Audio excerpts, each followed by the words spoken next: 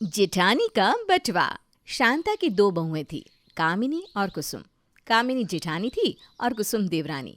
कुसुम को बाहर का खाना पीना शॉपिंग करना काफ़ी अच्छा लगता था, पर उसका पति हरीश उसे ज़्यादा पैसे नहीं देता था। दूसरी तरफ कामिनी खुद कमाती थी, तो उसे अपने पति के सामने हाथ फैलाने की ज़रूरत नहीं पड़ती थी। एक दिन जब कुसुम मन ही मन सोचती है, इसका अच्छा है, जब जो मन करता है अपने लिए ले आती है, किसी से कुछ पूछने की ज़रूरत ही नहीं है। कुसुम ये सब मन में सोच रही थी, तभी कामिनी हाथ में एक सुंदर मेकअप किट लेकर घर में घुसती है। वो देखकर कुसुम की आंखें फटी की फटी रह जाती है। वो फिर सोचने लगती है कि काश उसके पास भी अपने पैसे होते तो वो मर्जी का सामान खरीद पाती। कुसुम का तो मन कर रहा था कि वो अपनी जेठानी का किट देखे, पर फिर सोचती है कि अपने पति से ही मांग लेगी। शाम को जब हरीश घर आया तो वो उससे 5,000 मांगती है। 5,000? इतने पैसों का क्या करोगी? अरे कोई ज़रूरी चीज़ लानी है क्या? हाँ, अपने लिए मेकअप किट लेना है। हैं? Makeup kit? नहीं नहीं, इस चीज़ के लिए मेरे पास पैसा नहीं है। कुसुम चिल्लाने लगती है। किस्मत ही खराब है मेरी, जाने कैसे घर में शादी हो गई, एक चीज मर्जी की नहीं ले सकती। इतनी ही देर में उसकी सास शांता आ जाती है और हरीश से अपनी किट्टी के लिए 3,000 मांगती है। हरीश बिना सवाल पूछे अपनी माँ को 3,000 दे देता है। ये देखकर कुसुम का खून खौल जाता है। उसे बस यही लग रहा था कि सबको पैसे मिल ही जाते हैं, बस उसी के पास पैसे नहीं रहते। वो सोच रही होती है, तभी उसे अपनी जेठानी का पर्स दिखता है। पता नहीं उसे क्या होता है, वो अपने आप को रोक नहीं पाती और जाकर उसका पर्स उठा लेती है। अरे नहीं नहीं नहीं, ये मैं क्या करने जा रही थी, ऐसा नहीं करना चाहिए मुझे। वो वापस रख देती है, पर उसकी नज़र रह रह कर पर्स पर जा रही थी। वो एक बार खोल ही लेती है और उसमें रखे हज़ारों रुपये दिख जाते हैं। वो जल्दी से वापस पर्स बंद कर देती है। इतनी ही देर में उसकी सास कामिनी से किसी चीज़ के लिए रुपए मांगती है और कामिनी खुशी खुशी दे देती है। बस अब जैसे कुसुम को एक जरिया मिल जाता है कि वो कामिनी से पैसे कैसे ले। कामिनी दीदी, वो ना मैं मार्केट जा रही थी तो माँ जी ने बोला कि उनके लिए एक नई चप्पल लेनी है और थोड़ा रसोई का सामान भी। हाँ तो मतलब पैसे चाहिए क्या? अरे नहीं नहीं, पैसे नहीं चाहिए। आपके पास चेंज है क्या? अरे खुले तो नहीं है, मुझे ऑफिस के लिए ना देर हो रही है कुसुम। तुम एक काम करो, ये 5,000 रख लो, अभी जो लाना है ना उनके लिए ले आना और मुझे बाद में पैसे रिटर्न कर देना। इतना बोलकर वो कुसुम को 5,000 दे देती है और ऑफिस चली जाती है। कुसुम की तो जैसे लॉटरी लग जाती है। अरे ये तो बढ़िया हो गया, माँ जी के नाम पर पैसे मिल गए। दीदी को कौन सा कुछ याद रहने वाला है कि मैंने क्या कहा था, अब तो ये पैसे हैं मेरे। इनसे मस्त शॉपिंग करूंगी। और वो करती भी यही है, अपने लिए शॉपिंग कर लाती है और चुपचाप सामान लाकर छुपा देती है। कामिनी को भी ऑफिस के काम में ध्यान नहीं रहता कि कुसुम ने उससे कुछ रुपए लिए थे। अब तो जैसे कुसुम को हर समय मन करता, वो किसी तरह अपनी सास का नाम लेकर अपनी जेठानी से पैसे ले लेती। एक दिन, हरीश बेटा, मेरी दवाइयाँ खत्म हो रही है, तू ला देगा? इससे पहले कि हरीश कुछ जवाब दे पाता, कुसुम फट से कहती है, अरे माँ जी, ये कहाँ ला पाएंगे, मैं ले आऊंगी ना। वैसे भी ना मैं घर पर बैठी बोर हो रही हूँ। ठीक है, माँ की दवाई 1,000 रुपये की आती है, ये लो। अरे मेरे पास है पैसे, अभी तुम रख लो, मैं ले आऊंगी। ये सुनकर हरीश बड़ा खुश होता है कि अरे वाह, उसकी बीवी बचत करने लगी है। उधर कुसुम के मन में ये चल रहा था कि अगर हरीश पैसे देगा तो 1,000 ही देगा, पर अगर वो सास के नाम पर जेठानी से पैसे मांगेगी तो वो उससे ज़्यादा ले सकेगी। अगले दिन हरीश जब ऑफिस चला जाता है और उसकी सास सो रही होती है, कुसुम कामिनी के पास जाती है। दीदी, वो माँ जी ने ना हरीश से दवाई लाने के लिए कहा था, पर वो तो जल्दी में निकल गए और पैसे देना भी भूल गए। आपके पास है तो दे दीजिए ना, मैं अभी ले आती हूँ। अरे हाँ हाँ ठीक है, ये लो। ये ना 2-3 हज़ार है, इसमें आ जाएगी ना? हाँ हाँ, आ जाएगी। इतना कहकर कामिनी ऑफिस चली जाती है और कुसुम फिर से दवाई लेने के बहाने शॉपिंग पर चली जाती है। वो सास की दवाई ले आती है और अपने लिए 1-2 चीज़ें भी ले आती है। अब ना मुझे थोड़ा रुकना पड़ेगा, कहीं किसी को शक ना हो जाए। कुछ दिन ऐसे ही बीतते हैं। फिर एक दिन कुसुम को एक बहुत महंगा सूट पसंद आ जाता है और उसे वही तरकीब सूझती है। पर इस बार वो कुछ अलग करती है। वो रसोई में जाती है और शांता से पूछती है, माँ जी, वो एक कहावत होती है ना, 5 उंगलियां घी में और सर कढ़ाई में। हाँ हाँ होती तो है छोटी बहू, पर उसका क्या? देखिए ना, दीदी मान ही नहीं रही है। वो कह रही है कि 6 उंगलियां होता है। आप ऐसा करिए ना, अभी जब मैं उनके कमरे में इशारा करूंगी ना, तो आप 5 कहना। हाँ, अपनी उंगली से 5 दिखाना, और फिर वो आपकी बात मान जाएंगी। अच्छा अच्छा, मतलब 5 उंगलियां दिखाना है, ठीक है। उधर कुसुम कामिनी के कमरे में जाकर कहती है कि सास उससे किटी के लिए पैसे मांग रही है। किटी के लिए पैसे मांग रही है माँ जी? ठीक है, कितने देने हैं उनको? कुसुम कमरे से ही अपनी सास को देखती है और इशारा करती है। शांता पंजे का इशारा करती है। कामिनी कुसुम को फटाफट 5,000 दे देती है और कुसुम महंगा सा सूट लेकर आती है। एक दिन की बात है, कामिनी घर पर थी। माँ जी, बहुत दिन हो गए आपके पास बैठे हुए, ऑफिस से फुर्सत ही नहीं मिलती। हाँ बेटा, सही कह रही हो, मैं भी यही सोच रही थी। मुझे ना अपने लिए कुछ सामान लेना था, कभी तुम चलो ना साथ में। हाँ हाँ बताइए, क्या लेना है? एक तो नई चप्पल लेनी है और रसोई का कुछ सामान लेना है। नई चप्पल? अभी कुछ दिन पहले ही तो ली थी ना आपने, टूट गई क्या? अच्छी नहीं निकली? मैंने नई चप्पल? अरे नहीं तो बेटा।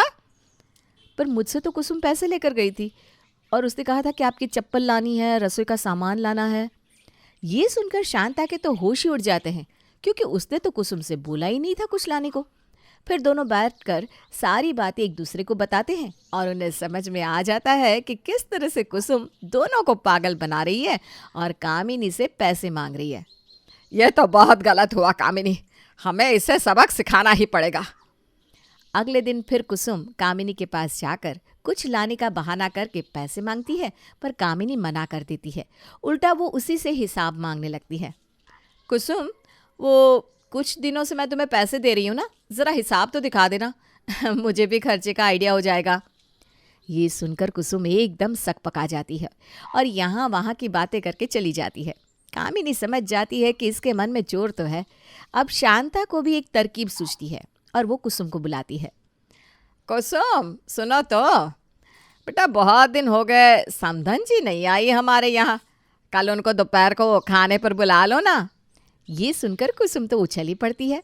हाँ हाँ माँ जी, मैं ना अभी मार्केट से जाकर अच्छा अच्छा खाने का सामान लेकर आती हूँ।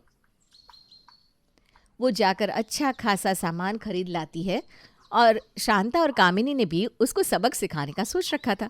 अगले दिन कुसुम की माँ लता खाने पर आती है। खाना खाकर वो जब जाने लगती है तब शांता कहती है, अरे अरे बहन जी, अभी कहाँ जा रही हैं? अभी तो शॉपिंग पर चलना है। शॉपिंग? ये सुनकर कुसुम तो खुशी के मारे झूमने लगती है कि आज तो उसकी सास उसे मनपसंद सामान दिलवाएगी। सब लोग शॉपिंग पर जाते हैं। कामिनी अपने लिए महंगा महंगा सामान देखने लगती है और ले लेती है। जब पैसे देने की बारी आती है तो अरे ये क्या हुआ, मेरा तो पर्स खाली है। ओहो, लगता है मैं गलती से दूसरा पर्स उठा लाई। आंटी जी, अभी आप पैसे दे दीजिए ना, मैं बाद में दे देती हूँ। लता उस समय कुछ नहीं कह पाती और कामिनी का 5,000 का बिल उसे देना पड़ता है। ये देखकर कुसुम का मुंह बन जाता है, पर शांता और कामिनी मन ही मन सोच रहे थे कि इसको सबक तो सिखाना ही पड़ेगा। अरे बहन जी, आप इतने दिन बाद आई है, एक साड़ी मेरी तरफ से ले लीजिए। नहीं नहीं, अरे मैं कह रही हूँ ना, ले लीजिए। कुसुम अपनी माँ को महंगी से महंगी साड़ी लेने का इशारा करती है और लता वैसा ही करती है। फिर शांता पैसे देने के लिए पर्स खोलती है।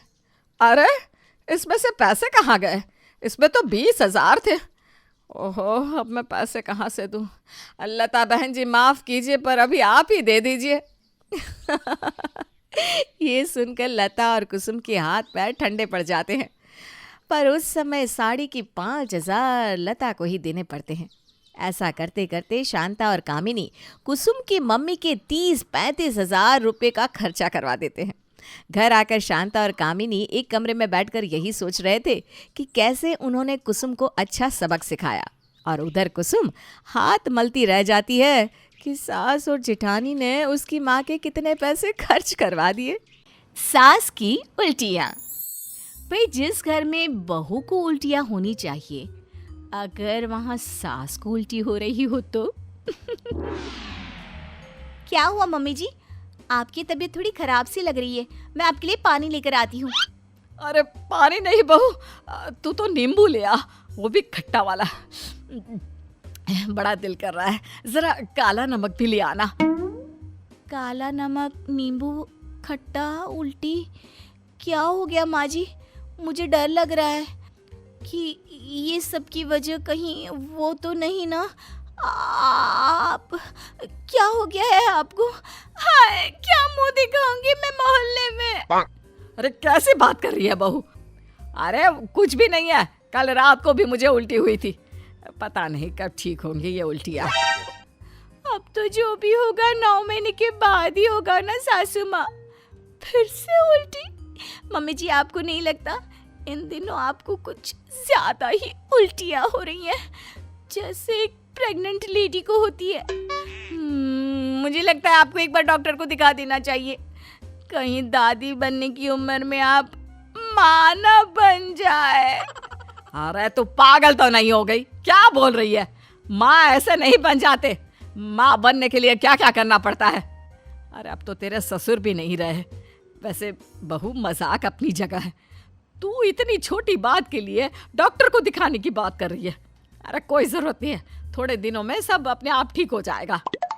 शाम को बहू किचन में खाना बनाने के लिए जा रही थी कि अचानक उसकी नजर सास पर पड़ती है। मम्मी जी, ये आप चोरी चोरी क्या खा रही हो? अरे मम्मी जी, ये हाथ पीछे क्यों कर रही हैं? सामने लाइए हाथ, क्या है दिखाइए आपके हाथ में। मम्मी जी। अरे नहीं नहीं, कुछ नहीं, प्लीज बहू तू जा, कुछ नहीं है मेरे हाथ में। वैसे भी ना कल तेरी बातों से मुझे ऐसे ही डर लग रहा है। वैसे तुझे खाना बनाना होगा ना, बना बेटा, अचार है ये। सास वहां से चली जाती है, लेकिन बहू के मन में तो अचार के साथ विचार घूम घूम कर आते रहते हैं। मम्मी जी अचार लेकर क्यों जा रही है और ऐसे चोरी चुपके क्यों खा रही है? कहीं मैं जो सोच रही हूँ वो सच तो नहीं? मम्मी जी कहीं पेट से तो नहीं? मुझे नहीं पता था कि मम्मी जी इस उम्र में भी इतनी ओपन माइंडेड होंगी। वैसे मम्मी जी ने किसी को बताया क्यों नहीं? कहीं ये बच्चा किसी और का तो नहीं है? हो सकता है क्योंकि मैंने मम्मी जी को डॉक्टर को दिखाने के लिए कहा तो उन्होंने मना कर दिया। अगर ऐसी बात है तो सबको पता चलनी ही चाहिए। अगले दिन, माँ आपको पता है मेरी सास पेट से है। माँ मैं क्या करूं? ससुर जी भी अब इस दुनिया में नहीं रहे, लेकिन मेरी सास की रंग रलिया तो खत्म होने का नाम ही नहीं ले रही। क्या? ये क्या बोल रही है? ऐसे कैसे हो सकता है? तू भी ना। अरे पता है तेरी सास कितनी अच्छी है। अरे उनका नाम है समाज में, ऐसे कुछ भी ना बोल बेटा। तू आजा माँ, यहाँ आकर मेरी सास की हरकत देख। अरे उल्टियाँ करना, नींबू चाटना, अचार की पूरी कटोरी चट कर जाती है। अरे माँ, प्रेगनेंसी में जैसा होता है ना वैसा ही सब कुछ चल रहा है। और पता है मुझे तो लग रहा है कि ये बच्चा सासू माँ की बॉयफ्रेंड का है। हाँ हाँ बेटा, ये तो सारी वही वाली हरकतें हैं। अरे वाह, तुम्हारी सास का इस उम्र में भी बॉयफ्रेंड है। और एक तुम्हारी बहन को देखो, बॉयफ्रेंड मिलना तो दूर, शादी के लिए अच्छा लड़का भी नहीं मिल रहा। चल रखती हूँ, तेरे पापा के लिए खाना बनाना है। थोड़े दिन बाद बहू बाहर जाती है और पड़ोसन के साथ, नमस्ते आंटी जी, आपको ना एक बात बतानी है। आप नहीं जानती मेरी सास कितनी अजीब अजीब हरकतें कर रही हैं। उल्टियाँ होती रहती हैं उन्हें, छिप छिप कर अचार और चटनी खाती हैं। और बर्ताव की तो बात ही मत करो, कभी अच्छा कभी बुरा, किसी को भी पता चल जाए कि वो पेट से है। पड़ोसन भी मजे लेकर वहां से चली जाती है। फिर बहू ननद से कहती है, तुम्हारे घर में किसी को नहीं पता क्या कि तुम्हारे घर में एक नन्हा मेहमान आने वाला है? तुम्हें एक नया भाई मिलने वाला है, बधाई हो। ऐसे ही करके बहू सब जगह अपने मायके और आस पड़ोस में ऐसी अफवाह फैला देती है कि जिसके बारे में उसके पति को भी पता लग जाता है। ये तुम माँ के बारे में क्या उल्टी सीधी बातें फैला रही हो? शर्म आनी चाहिए। माँ ने पूरी जिंदगी लगा दी अपनी इज्जत बनाने में, और तुम हो कि प्लीज निकल जाओ मेरे घर से। मैं अब तुम्हारे साथ नहीं रह सकता हूँ। ओए, अब तो मैं ही नहीं रहूंगी इस घर में, तुम क्या निकालोगे मुझे? वैसे भी इज्जतदार घर की बेटी हूँ मैं। कल को सासू माँ बच्चा देंगी तो मैं कैसे मुंह दिखाऊंगी? नाना, जच्चा बच्चा की देख रेख करने के लिए मैं ही बची हूँ क्या? और मैंने क्या फैलाया? हाँ, अरे सबको दिख ही रहा है। और इसमें गलती मेरी नहीं, तुम्हारी माँ की है। इस उम्र में। तभी सास आ जाती है। बहू, ये तुमने मेरे साथ अच्छा नहीं किया। जहाँ जाऊं लोग मुझे देखकर मजाक उड़ाते हैं। रास्ते में गलती से उल्टी हो जाए तो लोग बच्चा है, ख्याल रखा करो, ऐसा कहते हैं। बहू, मैं भी अब तुम्हारे साथ नहीं रह सकती। आए हाय, देखो तो बूढ़ी घोड़ी लाल लगाम। जरा तो शर्म करो। जिस उम्र में बेटे का बच्चा खिलाना चाहिए, बहू से अपना बच्चा खिलाने की कोशिश में लगी है। माँ जी, ये सब ठीक नहीं है। बस कर बहू, अब एक भी शब्द बोला तो ठीक नहीं होगा। वाह, क्या ठीक नहीं होगा? जब मैं कह रही थी कि डॉक्टर के पास चलिए तो सांप सूंघ गया था आपको। क्यों?